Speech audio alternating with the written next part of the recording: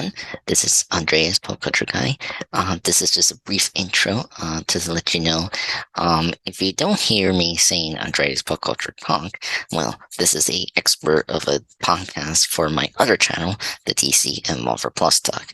So just in case I don't have a new podcast right away, so for the week that I have content, well, I'm going to export my podcast from that channel to Andreas Pop Culture Channel Presents. So anyway, just wanted you guys to let you know and enjoy this podcast from my other channel.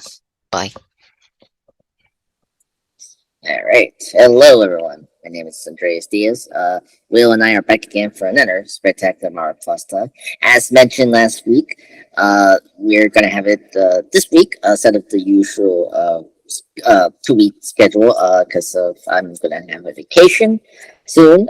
So we have our Guardians of the Galaxy Volume 3 spoilercast. So me and Will had a chance to saw the film this week. I saw it yesterday, actually, with my other host, Chris, and it was really fun. Will, how many times you saw this film? Is this your only, one-time review of Guardians of the Galaxy? Yeah, I only saw it the one time on Saturday. Okay, cool. Sorry, folks, we didn't have a chance to see it twice, but hey, I think the first time is better than just seen it twice, but anyway. So Guardians of the Galaxy Volume 3, can't believe it.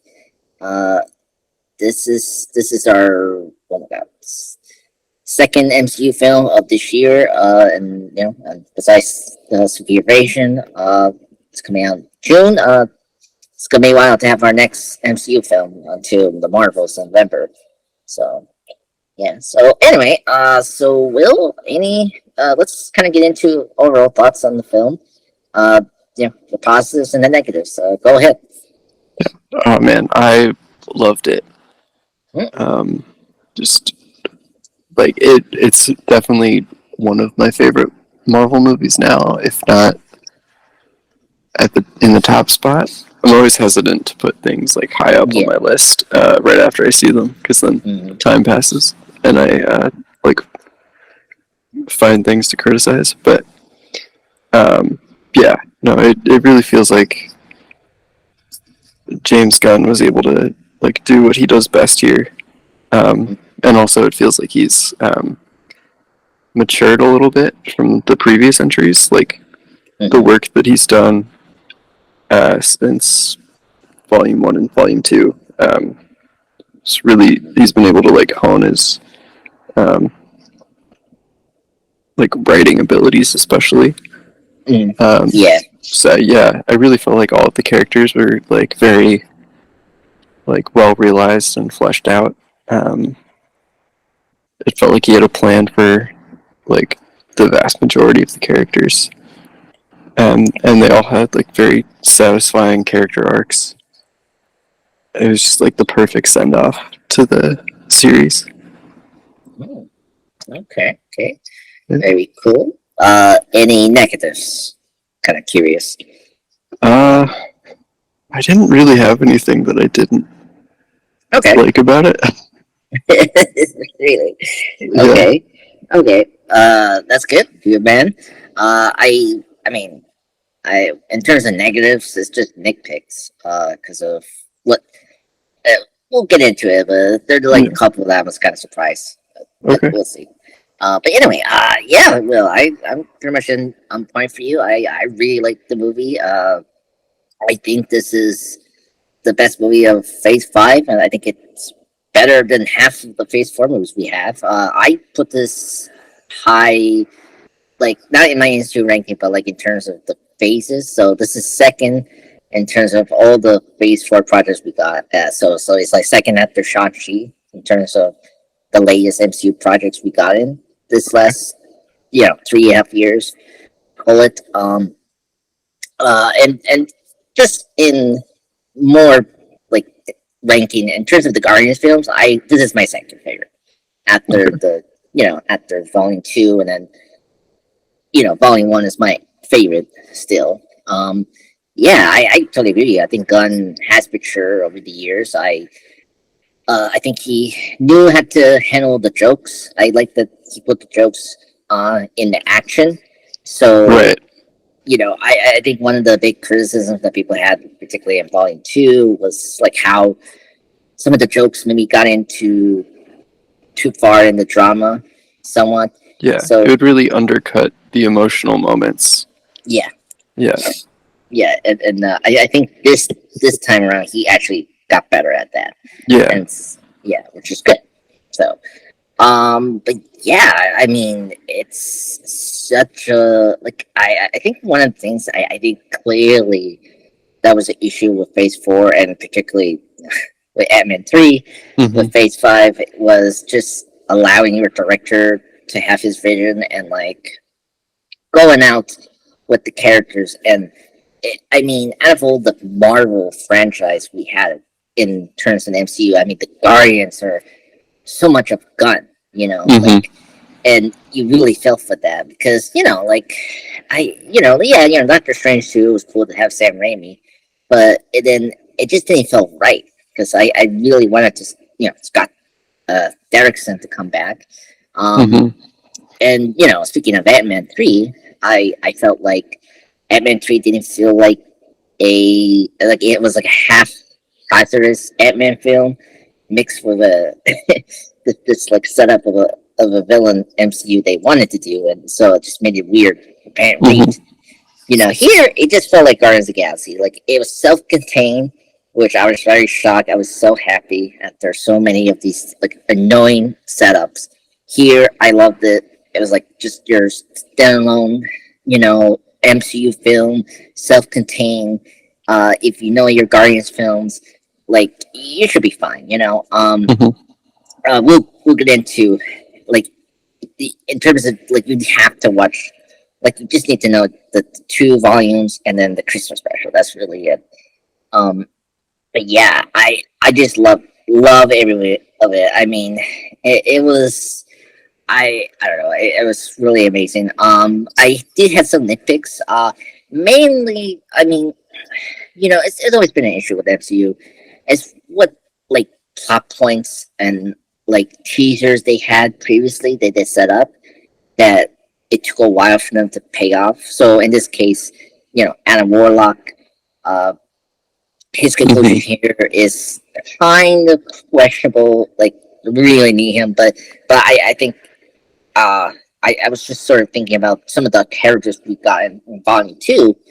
Particularly Kraglin and Mattis. I felt like okay, I think I'm somewhat better because of the idea of everyone having a second chance, and like Mhm. Adam got a second chance to redeem himself. So I think his inclusion was somewhat better, but I think just the way why we had him in the first act was kind of jarring, but whatever.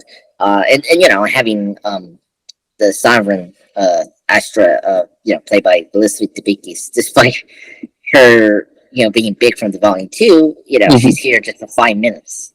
But you know, those are nitpicks. I think overall, um, the film was great. It's not perfect, but I think this was a grand like slam dunk for MCU finally. Mhm. You know. But is anything you want to pick up what I say, or Will? Which ones do you kind of disagree or agree?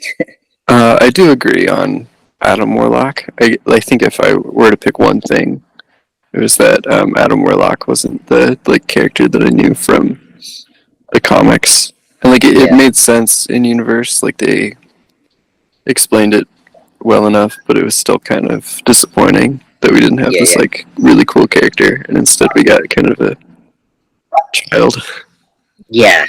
Yeah, I mean, it was funny when he say like he yeah, mistaken like yeah, the raccoon to a squirrel.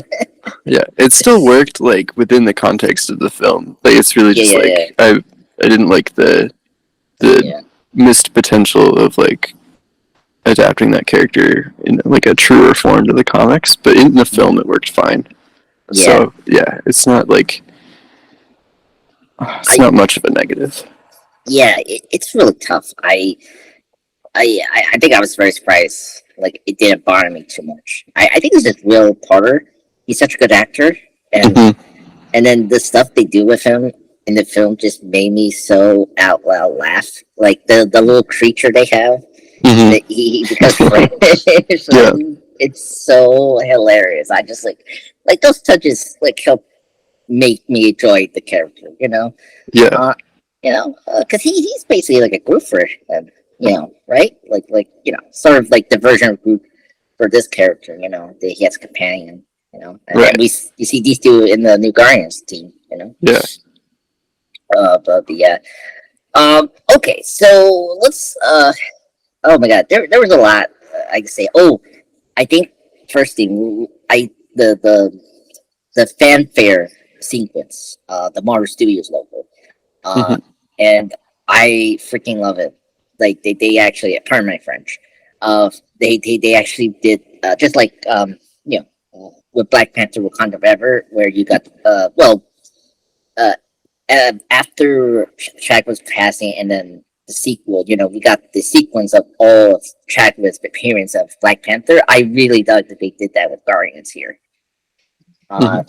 First time I think that we sort of like change it up, which is cool. And I really thought that was a good way because I think out of the characters we got in the MCU, Guardians is like the huge pop culture, thing that people sort of know of. Mhm. So we got that. We get obviously with this movie we got Rocket, who's the main storyline, which we kind of knew. I think Gunn sort of been discussing that over the years, and that was going to be the next theme. He wanted to focus more on Rocket, and I really liked it. I think Rocket was such a like great character in this film. He made me felt really bad for the character, especially the opening of him being the baby raccoon, which is can't believe it. Mhm. I think what he did with Rocket and his whole storyline was so tragic, but I think it did so well, which I really liked. And I think that's the best Bradley Cooper performance he did. I think he Yeah. did such a good job with Rocket here, and I really enjoyed it. And him becoming a captain of the Guardians made a lot of sense. But yeah, what do you think of it, with Rocket in this movie being the focus of this film? And I think everything what they did with it was successful. Yeah. Oh, it worked so well. Yeah. Yeah. Like I had known Rocket's backstory just Mm, from being familiar with like the character, but okay. man, seeing it on screen was just so like emotional, and Hmm. James Gunn really, I don't know. I like that he treats all of those animal like creature characters as though they're actual People. like characters, yeah, Yeah. people, because that really helps with the emotion when they're not just like treated like marketing gimmicks. Yeah. Um, so yeah, no, it definitely. And oh man, the CGI on this film was so good. Like Yes. you could watch those scenes where it's just like four like messed up cyborg animals talking to each other, and you like forget that you're watching that, and you're just watching four characters like with really tragic stories, and you're like feeling for them. Yeah. Um, I agree. yeah, so well done. Yeah. Oh my God.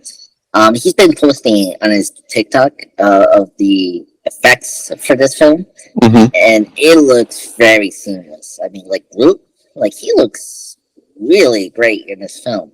Hmm. When we get to him, and yeah, I think these four characters, the Rocket friends, was really great, and I just cannot believe this is how you actually do an origin story for the character, not Hmm. realizing we're having an origin story. Like I cannot believe they explained his name, Rocket, and then Hmm. we got to the end where they actually did the thing I was kind of curious about, because the years he's been like deflecting he's a raccoon, and then Hmm. he actually accepted him as good. And then when he say Rocket Raccoon, I shout out, yes, it happened. I can believe it. They actually did it. It was so satisfying. They keep finally say that, like his marker that we all know from the comics. It's just Hmm. yeah, and that was so great because he read the side of like where he came from. Yeah. being a raccoon and that was like great job with Gunn. Where compared to like I don't want to get into Spider-Man No Way Home, but like that was one of my main issues. Like all of a sudden, we were in this long journey of origin for Spider-Man, right? And Yeah. I personally don't think they delivered that well, like this film did with Rocket. I felt like because you got to know Rocket as a person and as a character throughout his time in the MCU, and I think Gunn did such a good job here, and especially the short time with his friends. I really dug the characters, with Teef and Floor and Laya, who's voiced by the actress from the Hawkeye, the wife. Yeah. Linda Cardellini. Yeah. Funny that they cast her out of old actress, but whatever. She was great. Well, she was Velma in the Scooby Doo movies that James Gunn wrote. Oh, yeah. So she's probably just friends with James Gunn. Yeah. Oh, okay, that makes sense now. I knew she was Velma, but I forgot that Gunn wrote those. I'm sorry. Okay, that makes sense. Okay. Oh, that makes so sense. That's funny. I'm shocked. I noticed all of James Gunn's friends in this movie. Oh my god, when we get to the middle part. They were mostly in Orgo Corp. Yeah. Oh god, I love that. Oh god, it's funny. Yeah. Which I don't have a problem with this. I want to bring that up because some people have problems. Like people are complaining about that, about like him bringing his friends in this movie. Right? I love when directors do that. Yeah. What is people being dumb here? Like, it's not like they're just like nobodies. They're all like established actors. Like, I don't know. Like Martin Scorsese cast his parents in films. If you knew that, like, I didn't know that until I heard it, and then I saw a picture of his parents, and then when I rewatched some films, particularly if you watch Goodfellas, with Joe Pesci's character, his mom, that's just Gacy's mother. And if you watch, Casino, and one of the bookkeepers who runs the store, the old lady there is actually Joe Pesci's mom. So yeah. So if you pay attention to the lady that wears the glasses, the old lady with the glasses, that's Joe Pesci's mom. So okay. Yeah. And then you have directors cameo, other directors. Like if trying to think, one horror film, you see Clive Barker, Stephen King. Who's the third fella? I think it's either John Carpenter or Wes Craven, and like they cameo that because they're friends. It's like it's not a big deal. It's really odd how people are saying that. I get he's running DC, but Zack Snyder had his friends and they're in the movies, and they were like, I don't know, it's weird. I just want to bring that up because that really bothers me. When this was coming out, it's like, that, and like Nathan Fillion was in the first film. If you knew that. Yeah, it was the prisoner that like threatened to fight them. Yes, yeah, exactly. And one of his mentors, Kaufman. Lloyd Kaufman. Yeah, he was in the first film, and he pops up here again, in the bar with Cosmo, and you see the book. What is it? The what do you call it? The collector, the one that was gonna sell the orb to Starler at the beginning. Yeah. Like he's there too. So anyway, I think it's just really bizarre. Speaking of Star-Lord, so I guess well, let's get into to the characters. Let's get into Star-Lord. I think obviously Star-Lord is the leader.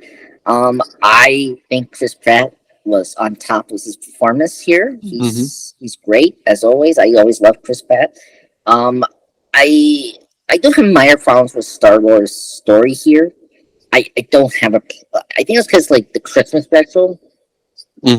If we didn't have the Christmas special, I I couldn't mind it, but because we had the Christmas special, it was a little jarring in the beginning of the opening titles where you see him being depressed and like it's playing out to be very dark, and I get that, but I don't know, like I maybe I sort of resist that, but then we'll get into the real conversation with Star Wars art. I felt like it got better, but I don't know. Will, did you have that same thing when you first saw that opening? Because it is briefly kind of like he regressed after the Christmas special, but right. I don't know. It made sense, and like not everyone that's gonna watch the movie watch the Christmas special, That's true. I mean, they don't mention the Mattis and Star Wars sister thing. No, they do. Yeah, they do, but like they don't like say it often, in the film. Like if you didn't catch that, right? Like if you didn't see the Christmas special, you were gonna be confused. Like, wait, I mean, I feel like you can put two and two together with ego, okay. But Well, yeah, that's true. So I mean, as you say, Farwell, it's a little aggression, not the worst compared to other things in the MCU, which is great. Like at least this was like less problematic because the thing was we didn't have Gamora in the special, so here it made a lot of sense. Where we're at, but yeah, so it's not a regress. But I will say it was kind of cool how Star-Lord has become mature, and throughout the movie I was kind of curious where we're going to leave him, right? And it was kind of cool we brought back the grandpa in the film, and so just we brought up in the first film, sort of forget about it throughout the years of the MCU, and then here we brought it back. I thought that was a good logical conclusion. For him, to come back to Earth and meet him. So that was good. Yeah, that was something I was really hoping would happen during Infinity War and Endgame. So I'm really glad that it finally happened here. Yeah.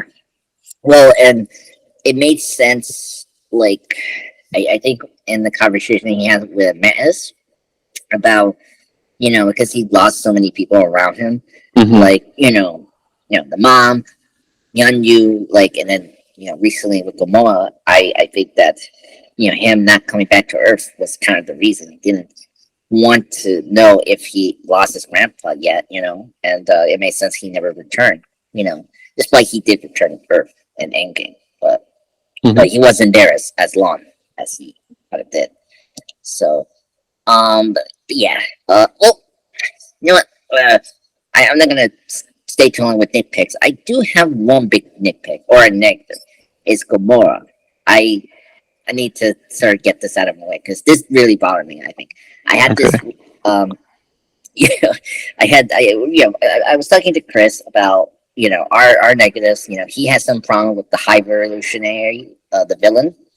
He thought because he had a problem that he was like another one-dimensional because the way he the way he acts, oh man, I disagree with him, but he say that he was just one-dimensional, wants to rule the world, all that, and he gets that what he was trying to do in the film and his motivation. It was just the execution. I don't think worked for him.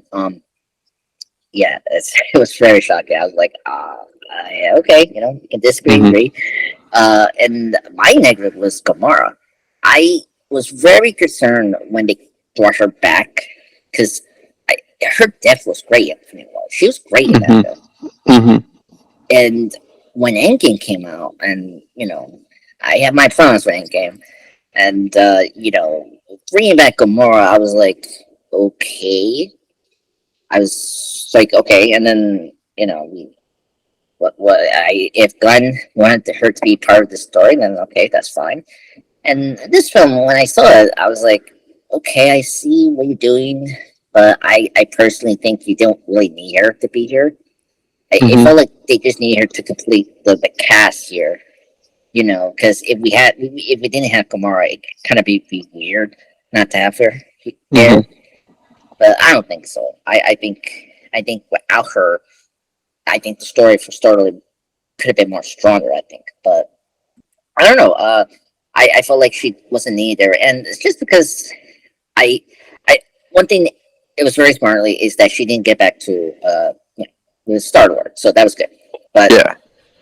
I don't know. Like I just don't see why we needed her in this story. But what do you think about Will? What do you think about Gamora in this film? I actually really liked her. I liked her more here than I did in the other Guardians movies. Oh wow. Okay. Yeah. Well, in the first one, like my main criticism of the first Guardians movie has always been that Gamora just feels like she's there for exposition. Oh yeah. Can't beat that. And then in the second one, she has a little more to do because she's got her like storyline with Nebula, and that's good. But I don't know. I really liked here that she felt very like independent. I liked seeing her like grow a little more slowly than she did in the first movie. Yeah. And then I really liked the ending where she and Peter didn't get together. Yeah. But then she like went back to the Ravagers, and you saw that like this Gamora had still found that like found family that she needed. Yeah. She seemed happy there. I don't know. I thought it worked really well. Okay. Yeah. And then her being there really served Quill's like character arc of needing to like let go Yeah. of like past trauma so we can move forward. Yeah. Yeah. I agree. Yep. That's very true. I thought. Yeah. I guess you're right. I think it's always you have so many characters. It's kind of like this one character arc that's gonna be weird and stand out for me, and this was. But yeah, I think when we got to like the Counter Earth, that was where I started to like the character more. Yeah. And because the beginning it was like okay, when we get more in the the arm corp thing in the beginning, in the middle, okay, you see that she's very different. She's with the Ravagers, and and she kind of knows. Like I think it's what's kind of cool, is that she already hears this already from Pierre that like I think Pierre has been repeatedly trying to like convince Gamora to remember what happened, which is interesting because he should know that that's a version from a timeline that she's not like a doppelganger. She's not a clone.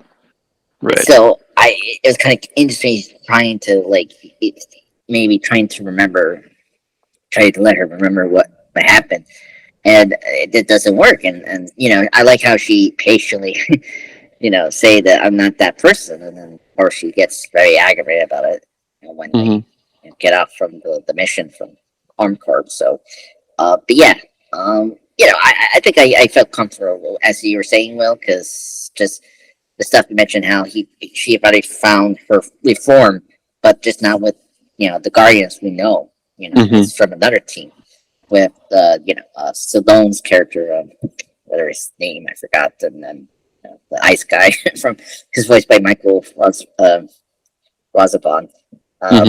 Yeah, so I think Gamora there was much better. I think I think overall I think Gamora is always a tough character. She's like the no nonsense person, when you have all these characters that joking, it's kind of odd. You have this one character that's serious. Like even Nebula has her moment of jokes. That's funny. Why she's serious. I don't know. I just think. I guess also I wish we had more time with her and her Nebula as well. Like I think that's another issue. Like I wanted more time to maybe see what was going on with the sister thing. But you saw that it's kind of neutral now. Because she already faced her in Endgame. Because she's the one that killed the her kind of 2014 version in Endgame. So yeah, and it was neat that she stay contact with her. So that was cool.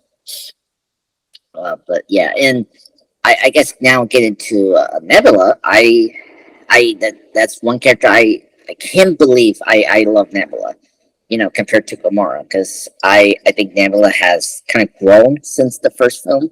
Yeah. And I mean, first off, Cardellini, she's great as an actress, and I think was really awesome here. I mean, oh my god, saying to Trash that you're not the destroyer, you're the dad, killed me. Oh, such a good way to convince Drax to stay with her in Nova. Oh my god. And then her crying, and towards the end, I don't know what she was because I think she was proven wrong, and then she starts to cry, and it was so funny. Yeah, so I think Nebula was really great. Oh, her anime jetpack and the use of her Nandai arm was very cool. It was really neat. I think Gunn one thing that Gunn did improve was the use of superpowers. The nowhere thing felt very anime kind of fight sequence, which is cool. And then with Adam Warlock, not to go too far with the DC stuff, but it did show me that he's maybe able to do Superman. The way he shot Adam Warlock flying was really unique. It was very cool. I feel confident now he can do Superman, because that's his next film within 2 years. So I'm very confident that he's the right director for Superman Legacy. Yeah. No, this movie made me really excited for all of his DC projects. Because again, I'm just a big fan of him as a director, and I feel like this is a genre that he clearly understands really well, and he knows what makes it work. Yeah. And that's, you gotta focus on the characters first, and then you gotta also make the action scenes fun, but not too busy or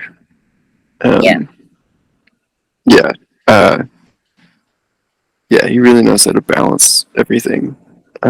So I'm really excited for what he's doing over at DC.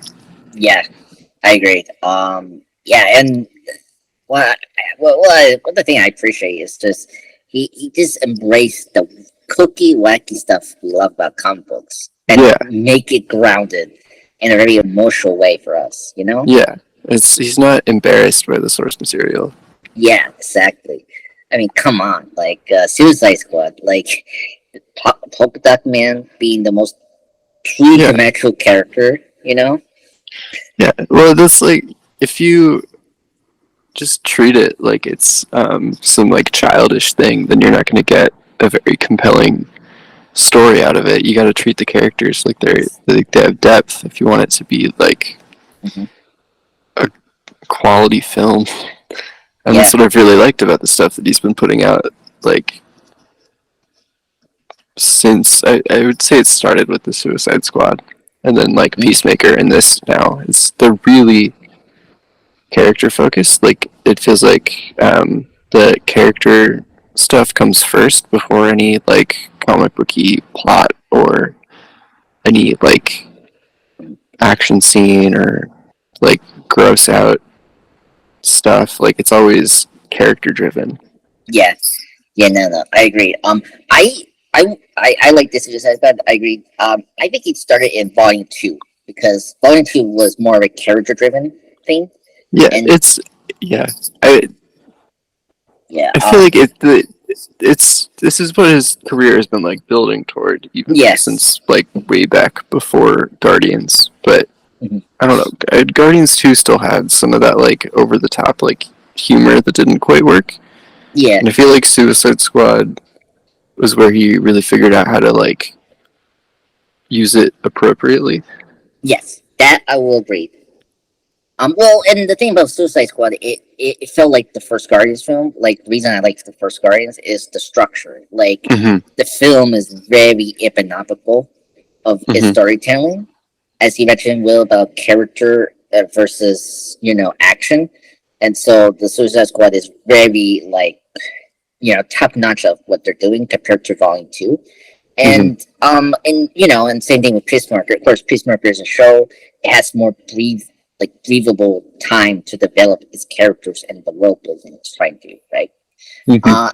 And one thing I want to bring up with Volume 3, I was very impressed the amount of characters that Gunn has, juggled in this movie. Like Yeah. because each character has its moments and like character arc, which I'm very impressed. As you mentioned earlier in this podcast, Will, like each character has its like found like where it needs to go in the finale and like where they're leaving in this Right. trilogy makes so much sense, and that's very impressive.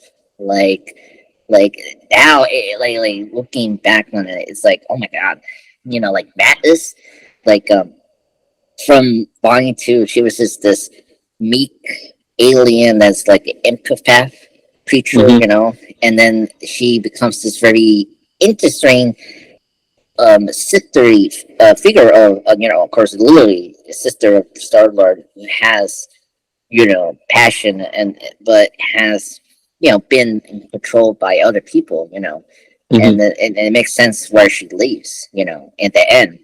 And same thing with Drax, Drax feels, the guard, like he wants to protect her because, he's like, a protector and destroyer, but really he's a dad, Mhm. I really like where we left with Drax, and I'm very impressed how Gunn has juggled all the Guardians characters, because it's tough to handle a ensemble cast. Like you look at Eternals with their characters, it was like, oh my god, a nightmare, you know. Mhm.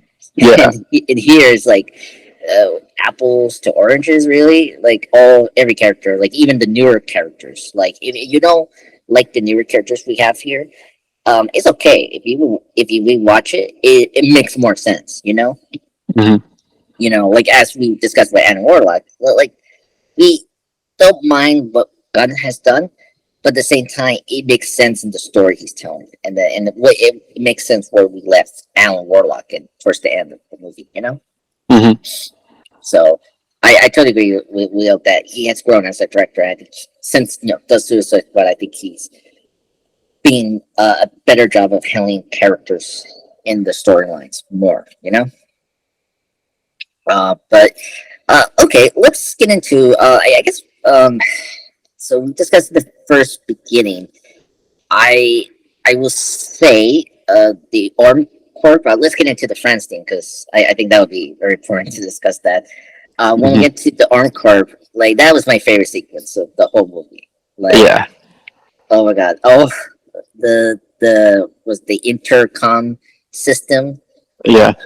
was hilarious. Oh my god, when I mean it's Yeah. That all was. I think uh, that was like the one moment where there was like a very serious character moment that got undercut by a joke, yeah, but it but still it worked worked. It really. still worked. Yeah, it still worked really well, and it was like it made sense for it to be undercut there because you don't. Yeah, yeah, I don't know. I didn't want him to be like, here's this heartfelt confession to Gamora, and then Gamora like falls for him suddenly. I liked that they were able to like cut that off, so you still get like the yeah. insight into how Peter's feeling, but Hmm. there's no like obligation to have Gamora like reciprocate anything. Yeah, yeah.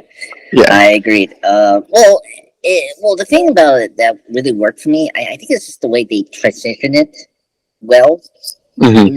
Like they didn't drag it. That was my problem with Bond 2. Like they just constantly like brought it up, and then it was just very okay. I get it. Hmm. Like the Yeah. the what was the gag from like from the first act was like the yarp, the yep, whatever that fruit thing. Oh yeah, yeah. It not being right.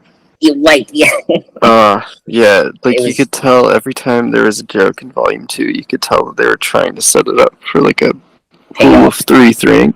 Yeah. Yeah, and it was really bad. Uh, yeah. Yeah, and I don't know what's your fan, but like I like the recurring gag of the bad dog that always cracked me Oh, that up. was so good. Because first off, like you have a Russian Soviet dog Yeah. talking. It's was I hilarious. just I just really love Cosmo. Like this um Cosmo's always been one of my favorite Guardians characters from the Hmm. comics because just like the juxtaposition of like the personality of a normal like dog and then like the immense like amount of like power and like rank that Cosmo has on Nowhere Yeah, is really funny to me. yeah, I know. And then give it a Russian accent, and that's even funnier. So, yeah. Yeah. Oh god, I don't know. I like it, and I such a usual pair, like the best pairing, Kraglin and Yeah, it's Cosmo. good. It gave Kraglin something to do too, which is good. Yeah. I yeah, it's really cool. It's really great that they came full circle from the first one. I like that Nowhere is literally a headquarters. Get it? You see that Yeah, there? I can't believe they actually did it. Like I never realized that they're actually literally in a head, and that's like their headquarters. Yeah. It's crazy. Love Gunn for that. But it was Well, great. those from the comics. Oh yeah, that's true. That's true. Yeah. I'm sorry. But it's for me. What I liked it because it was great because it's the first big cosmic thing that made you wow when you first saw the Guardians film in the first film, and it's cool that you made that as like a setting for the Guardians to stay, as the home. That's really cool. But no, you're right, Will. I forgot that's actually thing here in the comic books. I wonder if the game had Nowhere. I tried. Oh, it did. It definitely, yeah, it did. Okay. It was a big part of it. Oh, okay. It's just I'm used to with the design here, like the celestial head here is like really iconic and look great. But anyway, and it was really cool towards the end that they actually used that in the battle. Like use that, I did not expect that. That made me. I loved that. Oh my god, it was so giddy. But anyway, jumping around, but let's get back to the Encore because as we're speaking with the trope there with the intercoms, it's also helped because of Pom Klementieff. Um, I hope I am saying that right. Who plays Mantis? Like she sells that trope very well. Like, oh my god, like when she says, "Oh, the red one is the blue one, and then the orange one is the green one," like, oh my god, that killed me. And then when she say hello, that made me so happy. It's like, oh my god, that is just like, oh god, I still not get old of Matt's humor. Like she's so good at selling those jokes. Oh yeah, she's very good at like just the innocence of Mantis. Yeah. I really like that, and and I still like the Gunn treats her respectively, and yeah. I got to say I was so happy we got an action scene with her in the Encore. Best scene. I oh my god, when she say making the one guard do the cha-cha, then the one with the rage is oh my god, and oh my god, making the guard like fall in love with Drax. And then she turns to crack up. Oh my god, all that made me so like it laughed hard so hard for that one. Is that the one who played Taserface, and then he plays the guy from the Suicide Squad, Peacemaker? I don't think so. I don't think that was Steve Agee. Okay, because I thought it was that one. I don't know if he's seen this movie or not, but yeah. But then I thought that was funny. And then of course Nate Fillion's here. He's like the top security guard. The gag about the stupid what do you call it, nephew gag? Like I had one of those. Yeah. That was funny. And when Drax is saying these really stupid things and Starlight has to cover up, it's just so funny. But yeah, Nate Fillion has a lately role here, and it's pretty cool. Yeah, it was great. I was expecting it to just be another cameo on par with the first one. Yeah, it's crazy. Yeah, and if anyone knows, he had like a cut cameo in the second film. I think he was supposed to be the actor or something like that. He was supposed to be Wonder Man. Yes, who is an actor. Yeah. Yeah, before we got the Black Manta actor that's taking over that now. Yeah. But yeah, so it was great. I mean, he's a great actor, and I'm very surprised. Yeah, he is. Yeah, I'm very surprised he hasn't like really been in a big part. But Well, whatever. he's got a lot of TV work going on. He's Yeah, busy. yeah. I mean, I'm shocked that he got another great successful TV show. It's good. Yeah. Yeah.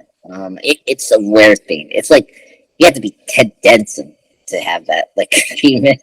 Yeah. Well, Yeah. David Bournier's been on TV steadily for like my whole life. Oh, Angel, and then Bones, and then he's got yeah. what's his new show? Is he on like? Is it the SEAL Team Oh, I one think. or I don't remember, Um. but he's on one of those Okay. crime Yeah. shows. Yeah. Yeah. He's sort of like the David Kelly of action genre shows producers. Yeah. If you know who's David R. Kelly, or he's a well-known person from Ally Mhm. McBeal. Very deep up there. Yeah. Uh, Oh, sorry. Go ahead. yeah. Did you watch Castle? Did you? I just saw one or two episodes. Okay. Really. The actress that played Nathan Fillion's daughter was also in this movie. Oh, really? Yeah, because she's friends with James Gunn too. So she Okay. played one of the Ravagers. That's very cool. Yeah, I know his character has a daughter in that show. That was one of the Yeah. episodes I remember watching.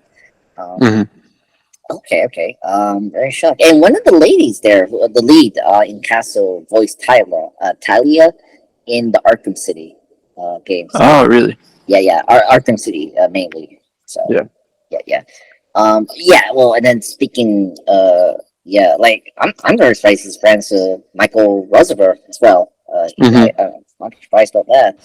Uh, okay.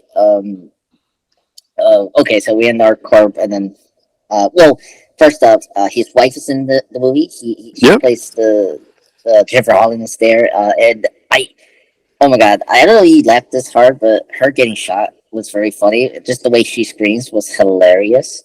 Yeah, it was like very realistic, which I like when people realistically react to Getting like shot. getting shot in a superhero movie. It's always really Oh. funny. You're like, oh yeah, no, that'd be really terrible if someone Yeah. did that in real life. Oh my god. Yeah. Oh god, that was really funny, and yeah, it was a cool part for her. Yeah. It was really nice. And then of course when so this part was very funny. And it was kind of cool. She was like here bit parts here. So when Star Lord and Gamora was trying to get the data right for Mhm. Rocket, tried to fix him to defect the what do you call it, the death safe button or something like that. I don't know. Yeah. The kill switch. That's what they call it. The Yeah. kill switch on Rocket. And honestly, the receptionist was the lady from Suicide Squad, the Ratcatcher actress. She was really great. It took a while to recognize her because she's Yeah. an alien here. Yeah, no, it's same. Like I knew she was in the movie, but it was like most of her scenes were over by the time I was like, oh, that's Yeah. who that is. Yeah, I know, it's crazy, and I mean, you're gonna see her in Fast 10. Fast, yeah, Fast 6. Like literally every Marvel DC character there in that franchise. Mhm. Yeah, I'm very surprised this movie hasn't. Like this is literally the how you say it, the smart Fast and Furious franchise of all time. But yeah, so we get here, and it was really cool. This is where the joke of payoff worked really well. How Star Lord is trying to handle things like very silently and calmly, where compared to Gamora, this is where I think Gamora start to get better in terms of the starting line they're trying to give. And so I like how we got Star Lord saying that he's like a very much Han Solo type, like he's very charismatic. I say it, Charismatic, yeah. Yeah, and like he's such a doofus, and like the alien receptionist didn't fall for that, and that but when he told her towards in mid part of the battle, trying to kiss her to like help him because he's helping a friend, and like tried to get into the system of the suits of those guards. And I like how he just say, "Oh, okay, thank you." Like I just needed to hack in to just disable everything. Yeah. Like it's such a Oh, that jerk was great. way. Yeah. It was Oh my so god. good. It was classic Star Lord at his best. And I really Mhm. liked that, and that was a great payoff at the joke. So that was really nice. Yeah. There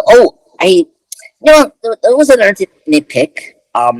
But I got better at this because I just listened to one podcast, kind of funny, uh, YouTube channel, and I was this bothered me yesterday, but now I'm a little comfortable because throughout the marketing, Mhm. the cast, everything, we know this was going to be the end of the Guardians, right? This Yeah. is the final time, right? And we've been speculating, well, outside. I mean, the internet's been speculating if one of our main characters is going to die, right? Everyone, Mhm. if they're going to die or leave or whatnot. I was very surprised that none of our main characters died. Yeah, And me too.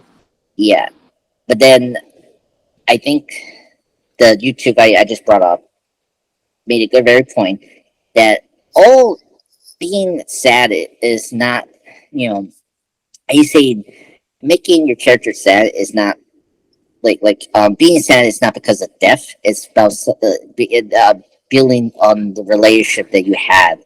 Mhm. What makes you that's is the part of sad, and I think that makes a lot of sense. And I think I appreciate that God didn't kill off all the characters because I think it could have been too gruesome to, or it could have been too sappy to do that. Um, the kind of movie it is, I feel like, because look, if you look at Tony Stark, I like that he died, but you got already that feeling already because Infinity War sort of set you up for that actually happening. Mhm. And so here, I was kind of happy that God didn't kill off all the characters, and I did feel kind of sad, Mattis and Drax looking at each other and then waving goodbye. That that is really sad. It made me really cry in the theater because just the way Bautista, his eyes Mhm. communicate was so real, and I think that makes it the darkest and saddest movie of the Guardians film. I think it's not because of death. It's about something else, And I Mhm. appreciate that. I don't know if you have that same feeling, Will. I wanted to bring this up because I was very shocked that they didn't do that. But I think I'm feeling better now what they're doing. Minus the post credit scene, Yeah. whatever we let these characters. But what do you think about that? This decision not to cut off all our characters. Um, Yeah, no, I mean, I thought it worked. Like, by the end of the film, none of their storylines felt like they would be served by killing off the characters. yeah. So it made sense for, like, the major loss of the film to be, like, the death of the group. hmm Yeah. I Yeah. mean, it could have been Rocket, but I don't know. I think that will. I don't know. It would have been kind of unsatisfying to have him be, like, dying the entire movie and then Yeah, not survive that, you know? yeah, yeah. I was very impressed that it didn't annoy me. Like I think you were genuinely concerned about Rocket, Hmm. and it's just because how much the Guardians care about each other, like really felt real, you Yeah. know, and that's Oh, man. such a. Oh, sorry. Go ahead. Yeah. Just Chris Pratt, like, screaming over Rocket's body in the scene where Yes, he's dying. That was, like, the best performance I've seen from Chris Pratt, like, in his whole career. Oh my career. god. Like, Yeah, yeah, yeah. that was so good. Yes, yeah, and Gamora trying to tell him to stop, what he's doing, because Hmm. it wasn't working at that moment. But yeah, it's yeah, that was it. Oh my god, when the when Starlight was hugging Rocket, Hmm. and then Groot comes in, and then he hugs, and then he grows out his vines around Hmm. him. That killed me. Oh my god. Yeah. Oh, That man. When Rocket, like, woke up and his first thing was, "Where's Nebula?" yeah. Because they had spent so much time on Earth together. because they were the only two that survived the snap. Oh yeah. I really liked that they acknowledged that. That's true. Well, and she gave him the arm, in the Christmas Mhm. special. So Yeah. they've been close friends. Yeah. Mm-hmm. Yeah, that's true. Oh, that makes a lot of sense now. I was like, that would confuse me. Now I forgot that. Yeah, those two survived in the Yeah. blip. Yeah. Yeah. Yeah. Weird that those two survived, and out of all the Guardians. But yeah. So yeah. Oh god, that scene that was really great. Oh my god, oh my god, that killed me. That was a really great. It was a tense scene. It was like Yeah. very intense. Very And that, well done. yeah, and I think that's one thing that Gunn did very well was knowing the building up the attention in the scene well. Mm-hmm. So which is good. I brought up Groot. And I let's discuss that. I think Groot has come a long way since the first film. Mm-hmm. And a lot of people were kind of bothered by the body he was having in the special here, the Christmas special. Here it wasn't that bad. I totally get what was Gunn doing, and I love it, especially like when he was doing the kaiju monster attack Mm-hmm. and Counter Earth was hilarious, and just ways that like Gunn has, and like this is where Gunn has learned so well since the Suicide Squad how to use powers, and I like how he used Groot's powers so well that you didn't think like him finding the weapons in his body was genius, and like doing a like showdown with all his guns. He was with with Peter shooting out the bad guys and the high the highest headquarters, and and then of course in the post credits you see him bigger, which is weird, just like in the comics. Mm-hmm. But yeah, and then him saying "I love you guys" was, oh my god, just that killed me. Yeah. What do you think about Groot? Yeah. I guess if I had a second nitpick with the movie, it would be that in a movie that was all about Rocket, Groot played a pretty small part. Yes, But yep. yeah, otherwise, I don't know. Groot felt like more of like a background character this time, which is like fine because I don't know what his story arc would be, since he's just kind of like the Guardian's kid, you know. Yeah, Um, I think it just shows like how I think I think how diverged Rocket and Groot became when they joined with the Guardians. yeah, well, I mean, this is a completely different Groot too. Yes, that's But- true. Yeah. Um, Yeah, well, and that's the thing. Yeah, I think that's the thing we have to remember. Like, because of what happened to Groot in the first film, and then learning the stuff we know from the second, that this was a different Groot, and so the relationship between Rock and the Groot was going to be different now. mhm. So yeah, I was very surprised, but at least he was there protecting him in the ship. Yeah. So happy about that. But yeah, it should be like it should bar me, but it's like, well, you got a tree that cannot really say much, so it's like, Yeah. what do you do? I did like the bit at the end where he said, "I love you guys," and like the audience could finally understand him too. Yeah. Yeah. That's another one. This is where I will like Gamora. I like how at first Gamora didn't understand Groot, Mhm. and then towards the end when they're saying their goodbyes, I like how she understood what he was saying now. Yeah. So that was cool. Yeah.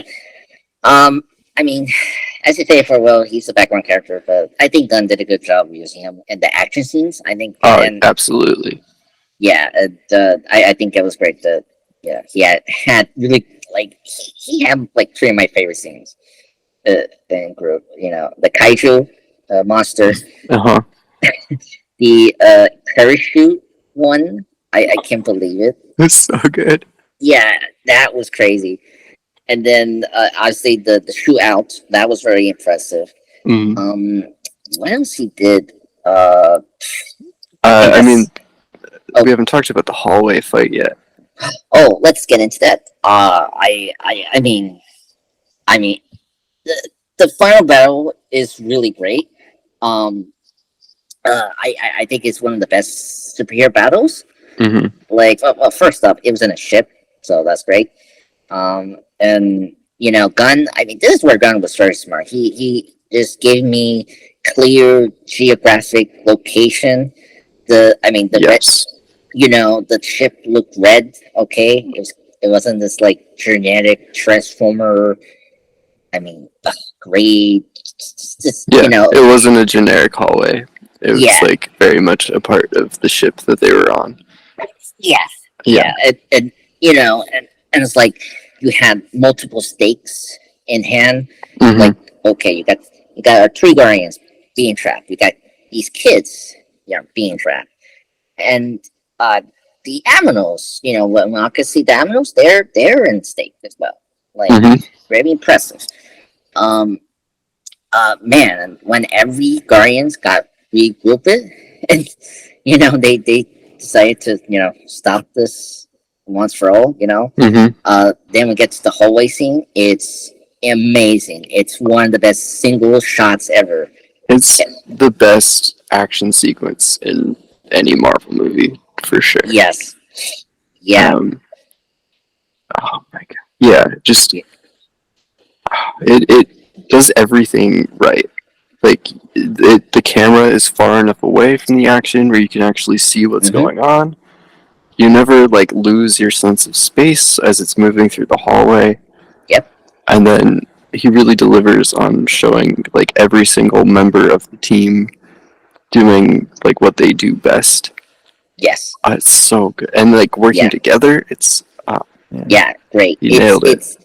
It was their own Avengers, like 180, like 160 shot, but Right.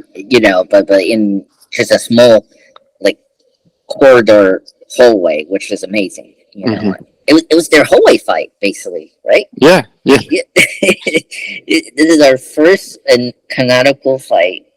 Yeah, I'm sorry, first canonical fight of AMCU for a hallway fight.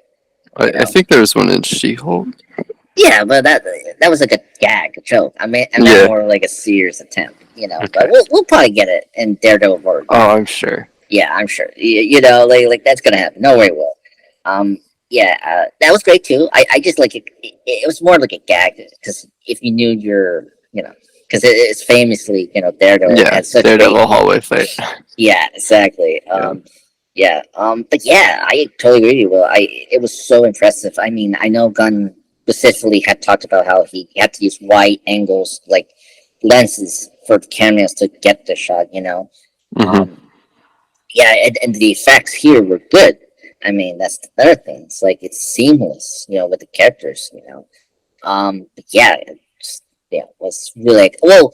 And this is another part I think would be a good time to discuss. Now that in this point, the thing that worked was the music. Yeah. The use of the Beastie Boys, and I love that song. I was so excited when I saw it was on the soundtrack. oh god, I'm very I need to hear it again because I like the Beastie Boys. They're a really great band. Hmm. Man, I can't believe one of them is a filmmaker now. He's one of my favorites. It's Mike Jones. But yeah, the soundtrack. We need to discuss that. I love the soundtrack here. I actually I think so far for me, I got to one, two, three, four of the songs of the soundtrack, minus like "Come Get Your Love," you know. Hmm. So I don't know what's your opinion on this soundtrack. It's not my favorite, but I still got a couple that actually I really like. Like my favorite out of it was "Do You Realize" from the Flaming Lips. That's my personal favorite from the soundtrack. Okay. I don't know what's your favorite from the soundtrack. Is it your top favorite or least favorite? Uh, of the three, it might be my least favorite of the soundtracks, Yeah, but it's still good. yeah, It's just that the other two are just so incredible. Um, Yeah, but I mean, this one had a lot of songs that I like knew already and liked. So Okay. yeah. Yeah. Well, and kudos for Gunn. Hmm. One thing that we cannot really complain about. At least these songs are important to the story. Right. Like that's like something that I hate about this generation and filmmaking. Like they just pick the songs and then just post it in their movies, and it's annoying. Hmm. Like the David Ayer Suicide Squad. Um. Oh Yeah, my god, it was so it was very bad. yeah, and it's just really bad. Yeah, this Gunn is very good at what he's doing with music, especially with the Guardians. How much that's been part of their like DNA. This did not disappoint. I mean, like Creeps. In the opening makes sense and like tell you what was going on. Which is the same that you're gonna see with Hmm. Rocket going around and meeting Pierre while he's been drinking so much. Like that's just such a great song and just fits so well the mood we're getting into in this movie. Hmm. But yeah. And dog. Was it the dog old days song? I love Hmm. that one. Towards the end, that was such a good pick. Towards the Yeah. end, Yeah. yeah, that was really good. And yeah, I saw. Do you realize that was good? I didn't like how they placed that song. I kind of wish we did it maybe somewhere that was a little more cinematic, but makes sense. It was Hmm. because like you're because gonna get Drax and Metis going into that scene. Like I can't believe Metis just forced was it like Drax to like tell this very inspirational speech that makes sense. Hmm. And then because it's very true sadly that no one's gonna listen to her Mantis. Oh my god, that scene cracked me up. uh, when Drax saying this in special speech, and then when Starlight started to say it made the most sense from you first time ever, Hmm. and then he started to ramble, and that got really bad. And then Peter looks back on Mattis and it's just like cover your face, and it's like, whoa, why?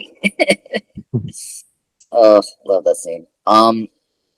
Yeah, so I think the soundtrack was good. I think it's my least favorite, but it's not that bad, so it's Yeah. pretty good. But it was great to hear "Come and Get Your Love." I was really like when Rocket picked that, it was really great. So that was really good. I'm really surprised they didn't put "Hook on a Feeling." You know, Hmm. I because that was such a big theme in the marketing of the first film and the trailers, and then you got it in the first film and the scene when they get in, and they're in the prison. So I'm Hmm. kind of surprised they didn't brought that back. I don't know. It's just weird. Okay. Let's get into other characters and other things. What other stuff we need to discuss? Who else we need to discuss? Um, I mean, we still haven't talked about Drax. We haven't, Madness uh, yet. and then we haven't talked about the High Evolutionary. Oh yeah. So, So which one do you want to do first? let's get the Guardians out of the way, and then we'll All get right. into the villain. So Drax. Let's get into Drax. Mm-hmm.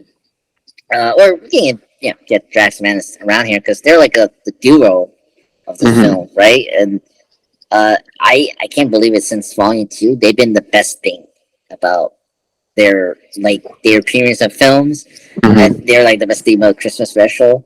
I can't believe it. This is Dave Bautista's best performance of Drax. Yeah. I mean that he gets the jokes right.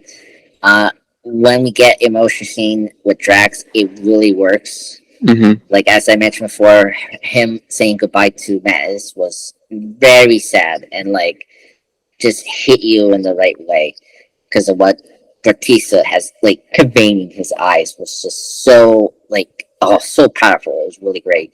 And then I mentioned before, Mattis, the actress Pom Klementieff, uh, she's great. I mean, she's has grown into this role as Mattis, and this is her best performance yet, ever. And I think these two really deliver everything awesome in this movie, and it's just sad to not see them again. You know, this is their final time, maybe.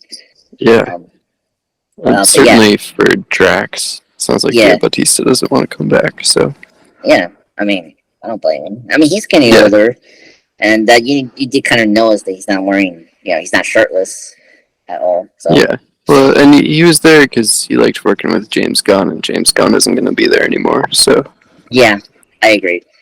Which makes sense. Because I do appreciate what the Russo Bros did with Drax, but mhm. I do question if it was always Gunn knowing how to use Drax and all that. But whatever. Yeah. I just cannot see anyone touching Drax because they could have gone a very awful way to take Drax, with the Mhm. comedy and all that. So Yeah, no, I'm good if they leave it there. yeah, yeah. But yeah, I mean, I think this is where I think this is where it makes sense to leave him because when he starts talking to these children who has this weird language Mm-hmm. and and, and then he starts saying about his daughter, how she likes the monkey noises, and then of course, like I like this back line from Matt is like, does monkey sounds like that?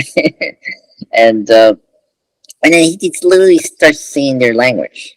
Like it was so funny, and then the kids just go off and telling their groups to be careful with this area, right?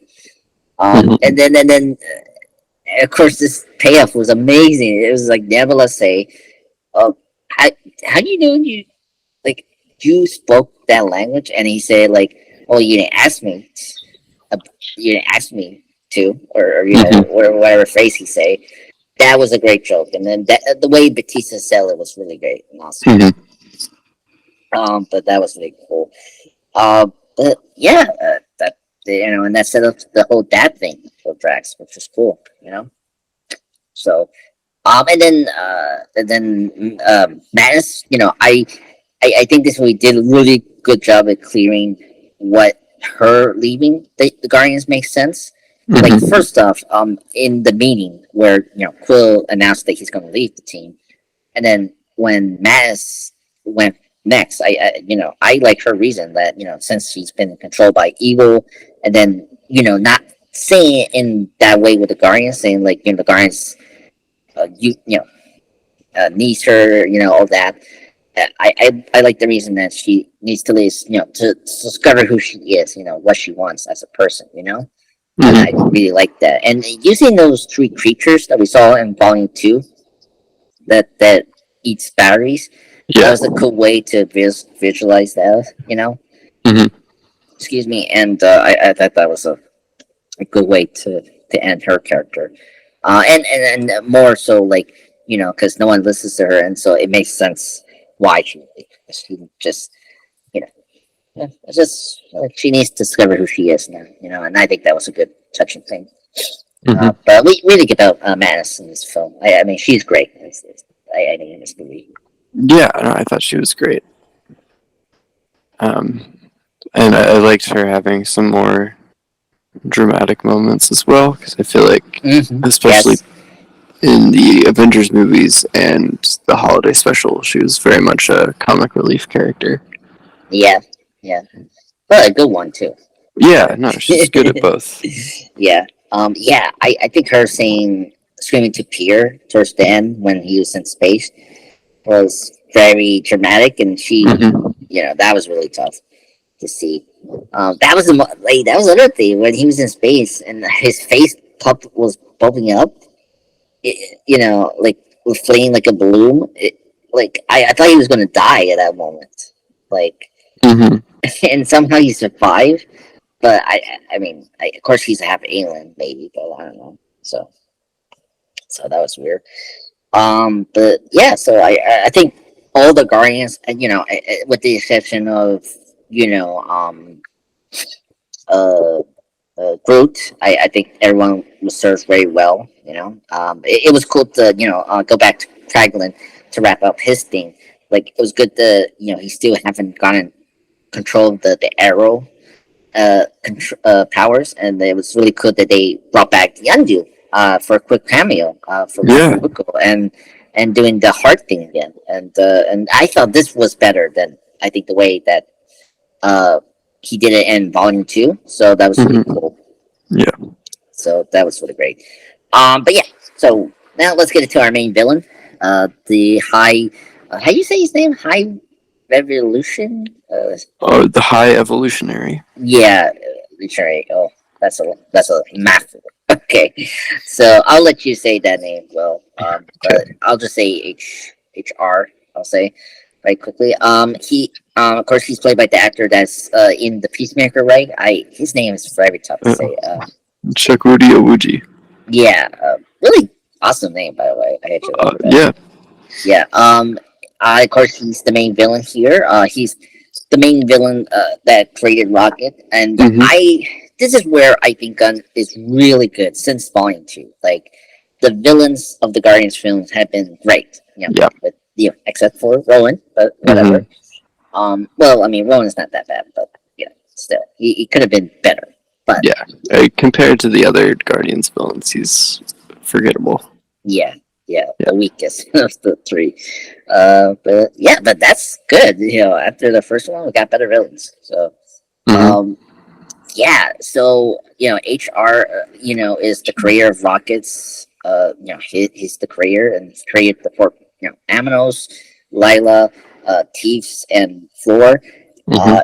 And I one thing I really appreciate about Gunn, and this is something I don't have a problem with MCU leading onto this, but it was very refreshing to have a great villain that was a baddie.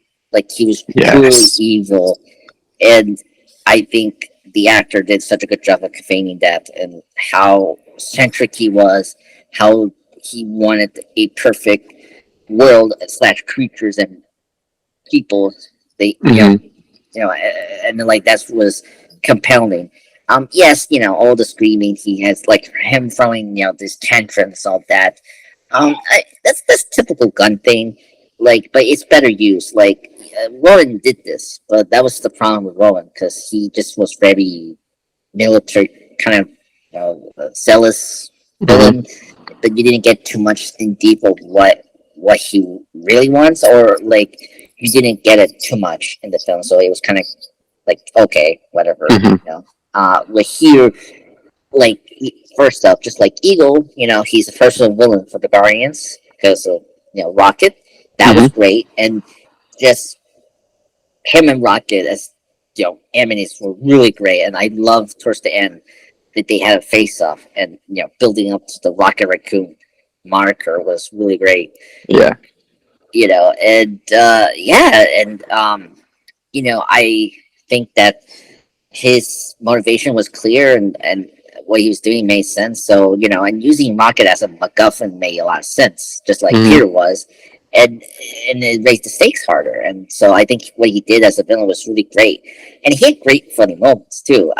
When Anisha, the Sovereign Queen, was meeting after they failed to capture Rocket. Mhm. It was cool that one of his servants pulled up a band for him to step in because the actress is so tall. Yeah. It was so great. It did that. That was so funny. That made me very excited for the film. At that point that they did that. Yeah, and he was powerful. Like he had great powers. The gravitational powers reminded me Mhm. of what was the other MCU villain that has that? Kang. Gravitron. Gravitron too. Yeah, Yeah. yeah, Kang had that. Yeah, that's true. Uh, Yeah. He did that's look very similar to King, which was. yeah. I love he's purple. I love that we got a purple costume for villain. Mhm. You know, I love that they. I mean, it's not like comic accurate costume, but like it's still comic accurate, but like it's a very unique way to be different from the comics. I like Yeah. that about what Gunn did. Mhm. So, yeah, I guess the one nitpick I will say is I wish we saw more of his powers use in the Mhm. film because there was one shot in the trailer he was levitating and like he was doing like kind of you did when you're a child, like crossing your legs, and like that was kind of cool. And they didn't have that. I was surprised they didn't have that in the movie. But overall, I thought he's a great villain. I think he's a top 10 MCU villain in my ranking. If I had to go far, I just really enjoyed his performance. What do you think, Will? Oh, I thought Iwuji knocked it out of the park. I thought he was like the best villain we've had in a long time. It's just instantly hateable and just so like petulant and but like powerful. So you really felt the threat every time he was on screen. Yeah, it was so good. Yeah. And speaking of powerful, it was kind of weird you brought up Kane, but this is how you didn't question the team overcoming the main villain, defeat. Because a lot of people have that problem with MN3, and here this is how you did it, because just how personal this villain was, and it really found out how the Guardians was really a family and a team. And I think it was really great, and it just folks my problem with all the faces is just the stakes were real. It was grounded, like Gunn did not pull punches like some of the other films did. I feel like that was the thing that made this work. Yeah. And well, I can't believe they went this far, because not going back to the flashback, but like quickly, Rocket was scratch how you say HR in the face, and we didn't get what happened to it. But towards the end of the movie, we get revealed that he actually scarred his face, and that was so good. Yeah. Oh my god, that was very crazy. I wasn't expecting that. That was like I wasn't either. Yeah. But yeah, that was really creepy, and it was really cool to see Rocket not kill him. Just allowing him to die in his ship. I guess I don't know. That bothered me a little bit, because they had just killed so many of his like goons. Yeah, I mean he killed his goons too. Yeah, no, I'm just like, clearly they don't have a problem with killing, so it's weird to leave the really bad guy alive. Yeah. And not his minions. Yeah. But I mean that's the thing with superhero films. It's like it's a common trope. It just annoys me. I know. But I mean with the Guardians, they never say they're heroes. They always say they're like half heroes, half thieves. So they're a little bit of both, as as Starlord say at the beginning, or towards the end of the first film. It's like, what to do? Something's nice, something bad. Like that's who they are. Bit of both. Yeah. Yeah. Yep. Thank you. Yeah, and well, I guess that was another pick. It was weird. We didn't see a shot of HR's death either. So is this like we're gonna save him? I mean the ship. What do you think? I think like you could, but right, you shouldn't.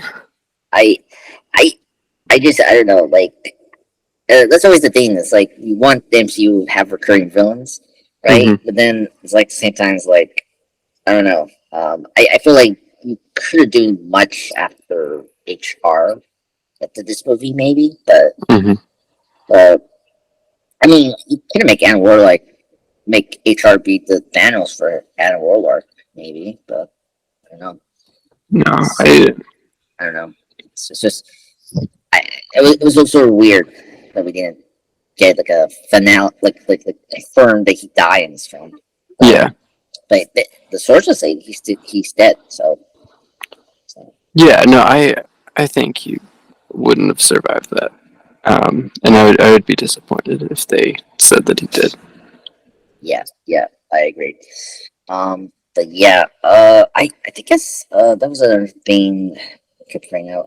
So we got that. What else that was I guess the thing this was great. What because you brought up how they didn't know the killing. Not you're gonna let your villain survive, and then the henchmen die.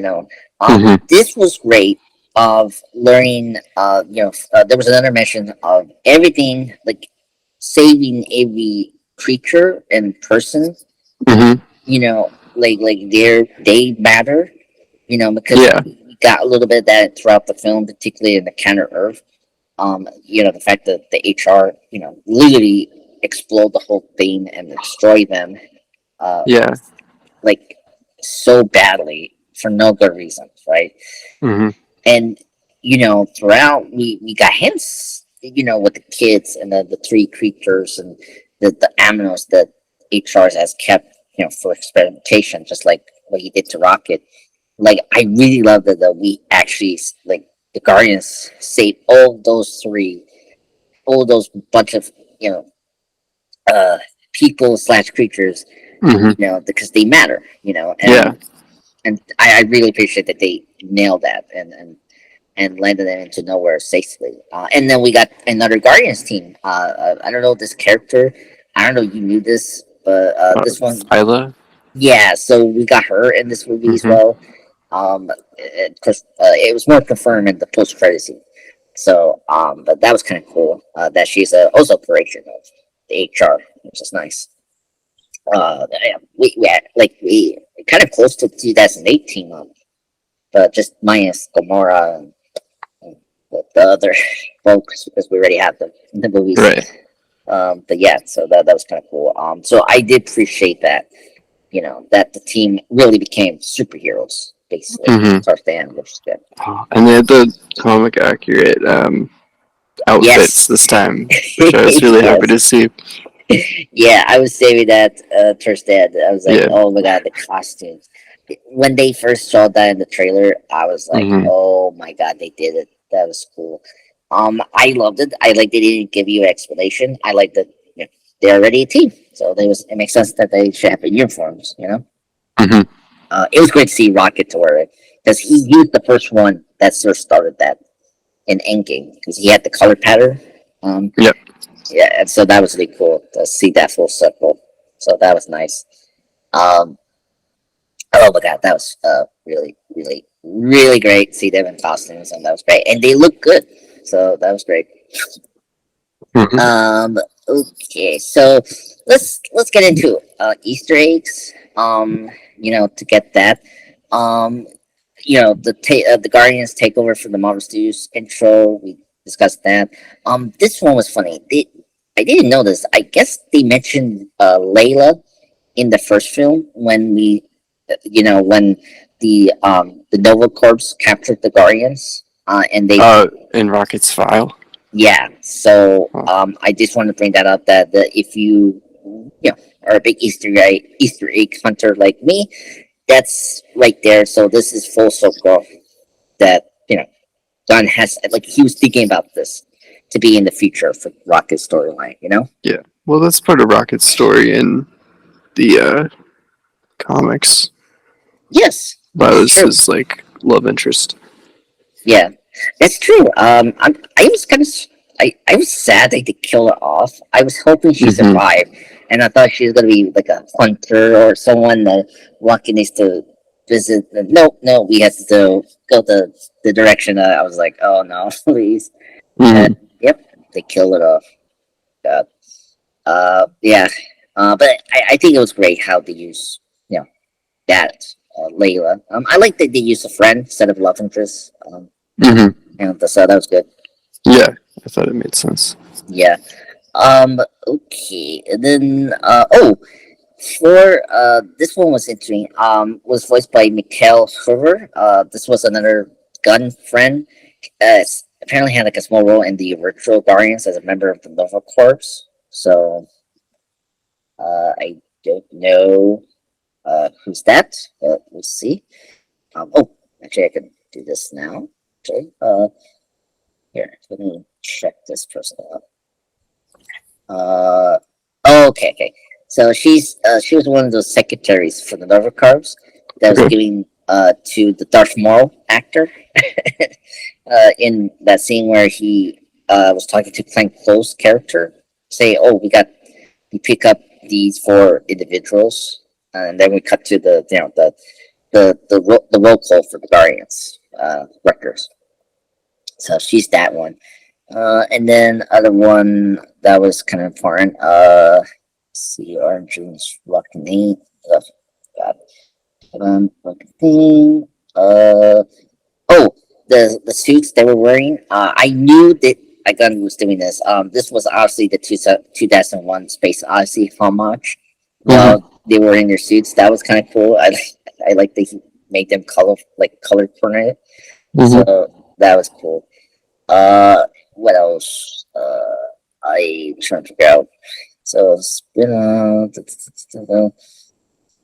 I that's cool. Star Lord. This was kind of cool. It was good that he brought up the snap and that he was responsible with half the life being taken away. When Star Lord was talking about Gamara's connection with him, and then he went down how he screwed up with a Infinity War during the elevator, so that was cool.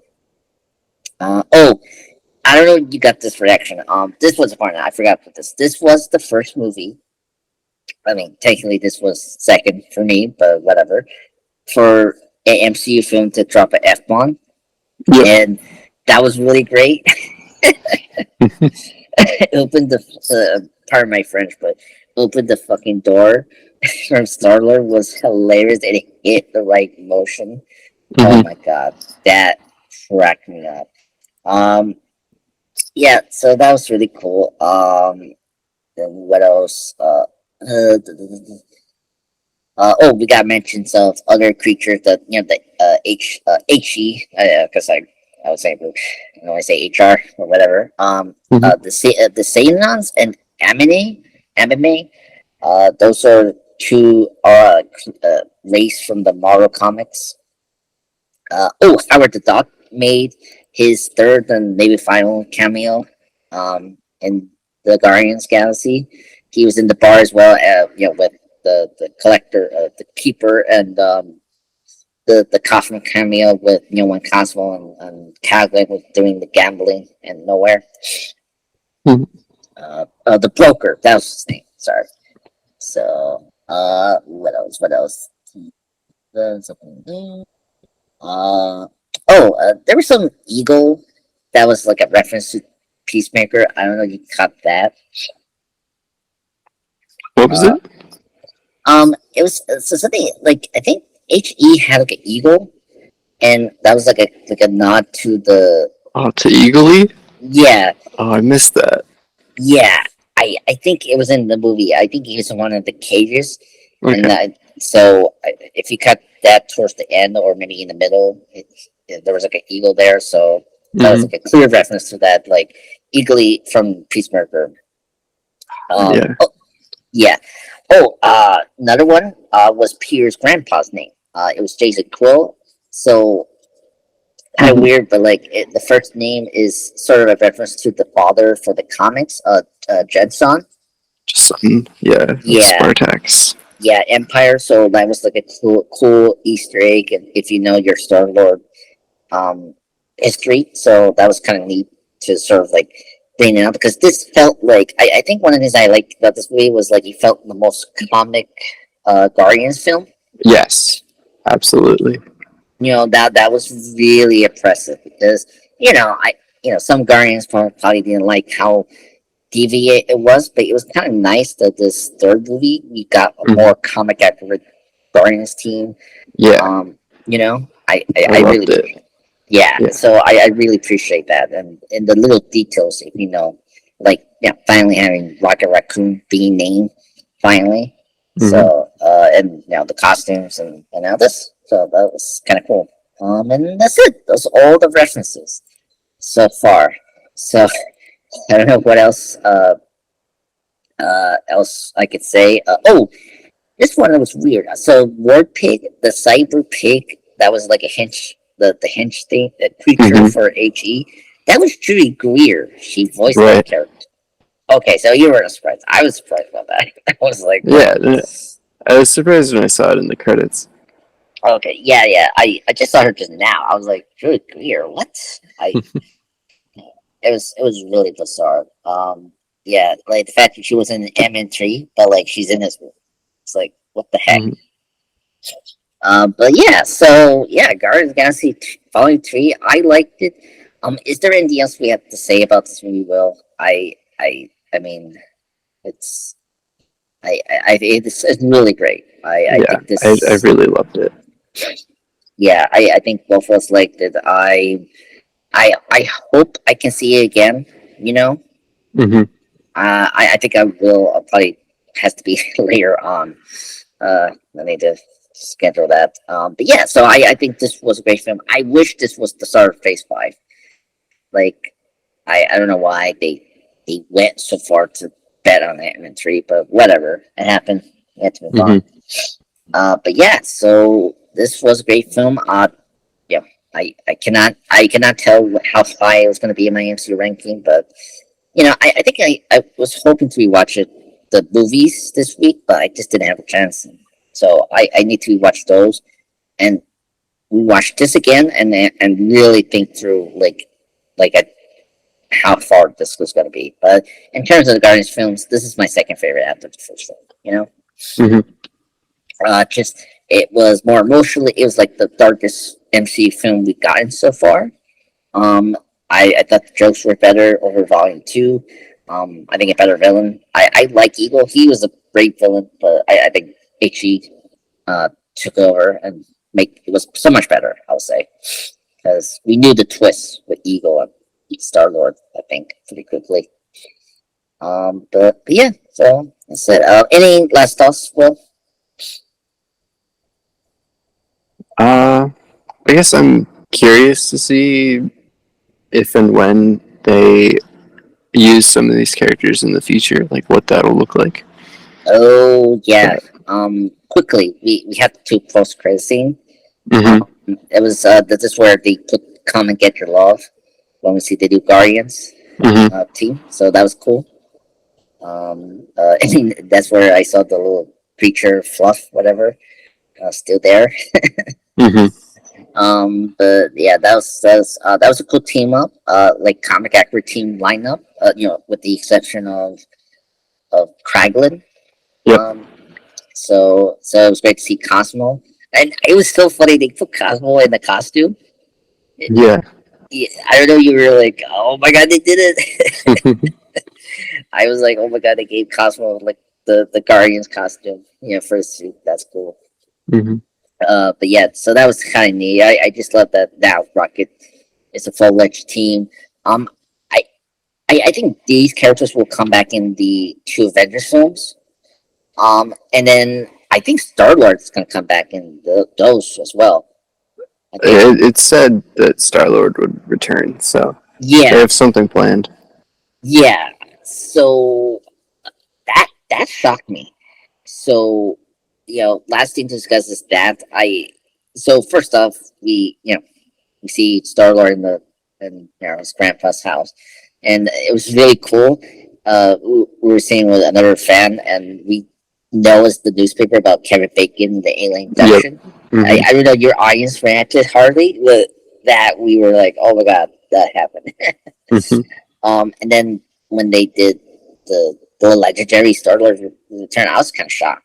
So I thought, but then I kind of realized I don't think Pratt say like this was just going to be his final thing. I don't think he ever did. I So don't think he did. Yeah. yeah, so I think we'll probably get a Disney Plus show of Star Lord or maybe a Uh, movie.